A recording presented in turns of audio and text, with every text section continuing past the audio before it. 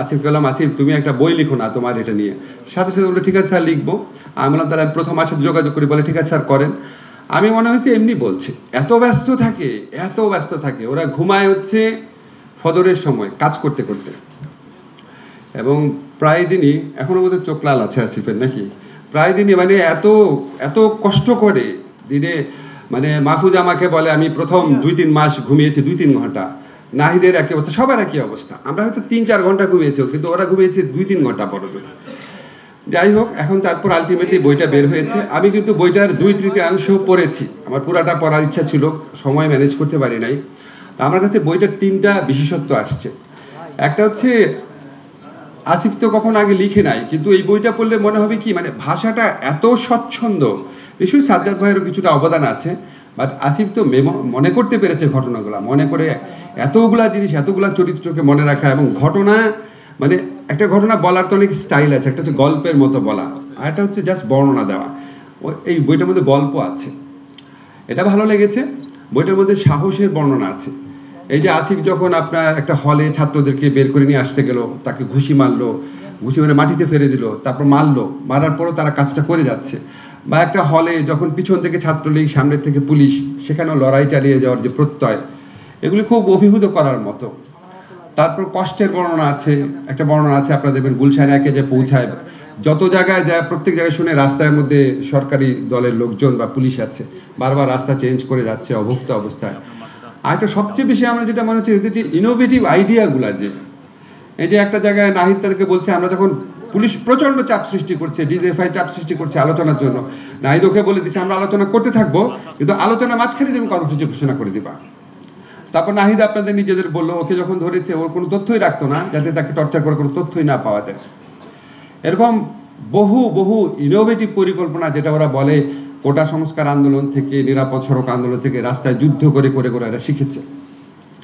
তো এখানে আপনার ওরা স্ট্র্যাটেজিক কারণে আক্তারকে পিছনে রেখেছে, এই জন্য আক্তারের গল্পটা আমরা কম জানি। আমাদের ক্যাম্পাসে যে কতবার, আমার সরাসরি ছাত্র, একটু ওর কথা বলি, কতবার যে সে মার খেয়েছে, ওকে দেখলেই আমার রাগ লাগতো যে তুমি তোমার সাহসটা একটু বন্ধ করো এবার, এরকম মনে হতো। মানে এই যে একটা সম্মিলিত অভিজ্ঞতার মধ্যে দিয়ে গেছে, একটা অভূতপূর্ব একটা বর্ণনা আছে এই বইটার মধ্যে।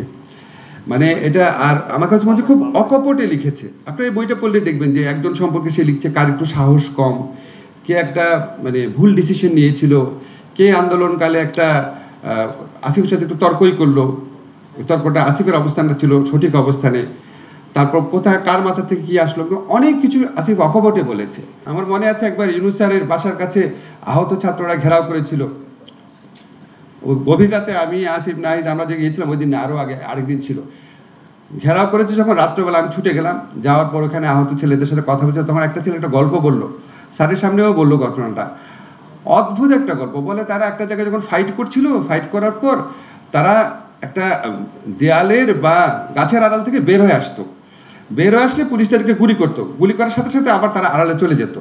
আমরা কেন করতাম? বলে এই জন্য করতাম যেন পুলিশের গুলি শেষ হয়ে যায়। যখন আমরা দেখতাম আড়াল থেকে বের হইলে পুলিশের গুলি করে না, তখন আমরা আগাতাম। তা আমি বললাম এইভাবে যদি বের হতো তোমাদেরকে মারা যেত না? বলে হ্যাঁ স্যার মারা যেত, আমার সাথে তো 3-4 জন মারা গেছে। আমি আজ চিন্তা করতে পারি না, আমার মনে আছে আমি যখন বিচিত্রায় চাকরি করতাম, আমি মুক্তিযুদ্ধের গল্প শুনতাম, আমার কাছে অবিশ্বাস্য মনে হতো যে মানুষ এত সাহসী হয় কীভাবে। তো আমি ওই ছেলেটার গল্পখানে আরও অনেকগুলা গল্প ছিল, প্রত্যেকটা গল্প এরকম অবিশ্বাস্য গল্প। তো নাহিদ একটা জিনিস বলেছে যে এই মানে জুলাই আমাদের প্রত্যেকের গল্প। আমি আপনাদের কাছে প্রসঙ্গ করে আমি রিকোয়েস্ট করে রাখি, আমাদের যে ছেলেগুলো আহত হয়েছে তারা অনেকেই ফাইট করে আহত হয়েছে, আপনি একটু তাদের গল্পের একটা বই করেন সাজ্জাদ ভাই। একদম মানে জুলাই শুধু ট্র্যাজেডির গল্প না, জুলাই বিজয় আর সাহসেরও গল্প। এই গল্পগুলো আমাদের সবার জানা থাকুক। তা আমার কাছে যেটা মনে হয়েছে, নাহিদ বলছিল যে আমাদের প্রত্যেকেরই একটা করে গল্প আছে, প্রত্যেকেরই একটা গল্প আছে, অনেক ডিটেইল গল্প আছে। তা আমরা সবসময় নাহিদকে ভালোবাসি, আসিফকে ভালোবাসি, মাহফুজকে ভালোবাসি, রিফাতকে ভালোবাসি। আমি একটা জিনিস আমার সবসময় মনে হয় কি, এরকম নাহিদ, আসিফ, রিফাত আরও অনেক আছে, তাদের কেউ মরে গেছে, তাদের কেউ আহত হয়ে গেছে, তাদের কেউ কষ্ট নিয়ে বুকে কষ্ট নিয়ে বেঁচে আছে। আমরা সবার যেই অভূতপূর্ব আত্মদানের মধ্যে দিয়ে যেই প্রত্যাশাটা ছিল, সেই প্রত্যাশাটা যদি আমরা কিছুটা এগোতে নিয়ে যেতে পারি, তাহলেই এই আমাদের জুলাইয়ের ছেলেদের যে আত্মদান, মানুষের যে কালেকটিভ প্রত্যাশা, সমাজের সকল স্তরের মানুষের, প্রাইভেট ইউনিভার্সিটি ছাত্র বলেন, মাদ্রাসা ছাত্র বলেন, গৃহবধূ বলেন, আমাদের যারা রিক্সা চালায় তাদের কথা যদি বলেন, শ্রমিকের কথা যদি বলেন, সমস্ত মানুষের যে অভূতপূর্ব একটা গণজোয়ার সৃষ্টি হয়েছিল, এই প্রত্যাশাকে আমাদের কিছুটা হলেও এগিয়ে নিয়ে যেতে হবে। আমাদের এই রাষ্ট্র ব্যবস্থায় কিছু সংস্কার করতে হবে। এই বইটা পড়ে আমার কাছে মনে হচ্ছে মানুষের মনে এই প্রেরণাটা, এই তাগিদটা আরেকটু সৃষ্টি হবে। একটা কথা বলে শেষ রাখি, এই ধরনের বই লেখার প্রয়োজন আছে। আমার জানা মতে এই বইয়ের মধ্যে একটা তথ্য মিথ্যা না, ভুল হতে পারে। আমার কথা বলেছে আমি 11টা 12টায় গেছি, আসলে হয়তো গেছি 12টা 1টায়, but these are very minor.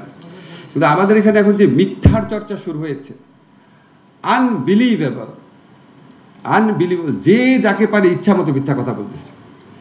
এবং মিথ্যা কথা বলার ক্ষেত্রে সবচেয়ে দুঃখজনক, মানে আমাদের নিয়ে যখন বলে ঠিক আছে বলুক, কত বলবে, কিন্তু যখন আমরা দেখি আমাদের জুলাই গণঅভ্যুত্থানে যারা অগ্রসারীর নেতা ছিল তাদেরকে দিয়ে যখন অবাধ মিথ্যাচার চলে, জঘন্য মিথ্যাচার চলে, তখন আপনাদের মনে রাখতে হবে এটা জুলাইয়ের শত্রুদের কাজ। এই মিথ্যাচারকে উন্মোচিত করতে হবে। সেই সাথে জুলাইয়ের যারা অগ্রসেনা আছে, আমাদের যারা নেতৃত্ব দিয়েছিল যে তরুণরা, তাদেরকেও আমি এই প্রসঙ্গক্রমে ওয়ার্ন করে দিই, বাবা অনেক কষ্টের পর, অনেক অপেক্ষার পর আমরা তোমাদেরকে পেয়েছি। তোমরা একটা নতুন রাষ্ট্রের স্বপ্ন, সুযোগ আমাদের সামনে হাজির করেছো। ইনফ্যাক্ট 90 সনেও এরকম অবস্থা সৃষ্টি হয়নি, 71-এর পর প্রথমবারের মতো এরকম সুযোগ 50 বছর পর আসছে, আবার হয়তো 50 বছর পর আসবে। তোমরা অনেক বড় বড় দায়িত্ব পালন করেছো, কিন্তু আরও বড় দায়িত্ব পালন বাকি আছে। 71-এ আমরা যে সুযোগ নষ্ট করেছি, তোমরা সেই সুযোগটা নষ্ট হইতে দিও না। তোমরা আমাদের জুলাইয়ের নেতা ছিলা, আরও অন্তত 5-10 বছর আমাদের নেতা থেকে আমাদের রাষ্ট্রকে একটা কাঙ্ক্ষিত গন্তব্যে পৌঁছে দিও, এটাই আমার প্রত্যাশা।